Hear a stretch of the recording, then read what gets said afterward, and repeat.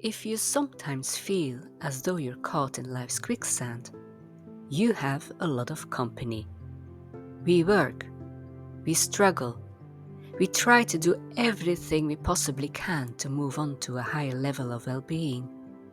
But it seems like the harder we work, the more stuck we get. If you're approaching a Category 5 frustration level, you might give this a try.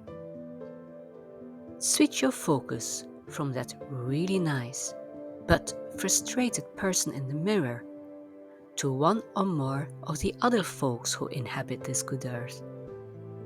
I realize that it's important to watch out for number one, ourselves.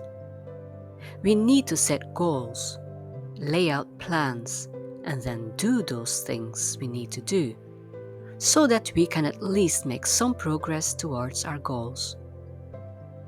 We need to demonstrate personal financial responsibility, plan for retirement, and frequently just cover our backside so it doesn't get chewed off by one or more of life's rodents. However, what frequently happens is that we become so over-focused on ourselves and our own personal well-being that we wind up building huge walls.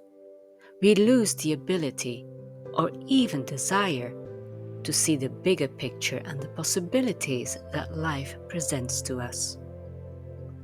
We become so focused on me that we sometimes begin scrutinizing even the most insignificant events to determine their potential impact on our personal lives. We become victims to ourselves, and to be real honest about it, we sometimes just become so busy being busy that we lose track of where we thought we wanted our lives to wind up in the first place.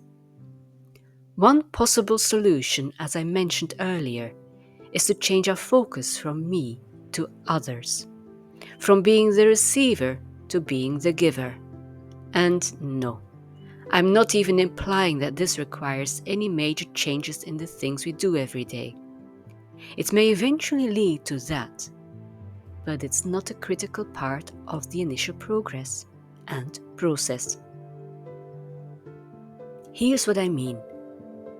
No matter what you do to earn a living or keep the household moving in a logical direction, somewhere down the line, a real person will probably benefit from what you do. Think about it. The work we do is not just to stuff computer systems full of information or help machines work better.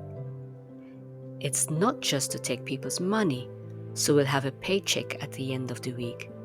It's not just filling out forms, nailing pieces of boards together, assembling electronic devices, hauling packages, going to meetings, etc.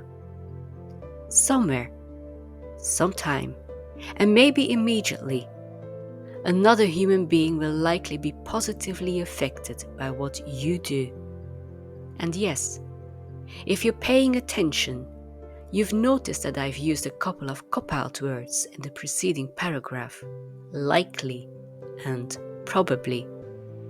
I had to do that because in the real world there are some individuals whose money-making efforts are focused mainly on non-beneficial activities. That's just the way the world is. For the rest of us, however, our activities and work generally reflect a more positive endeavor. That leads us back to the original suggestion.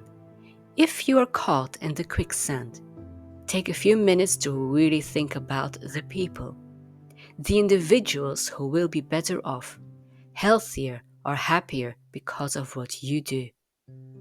Think about how you are giving of your time and talents so that others will profit in some way from your efforts. Do you see what can happen here?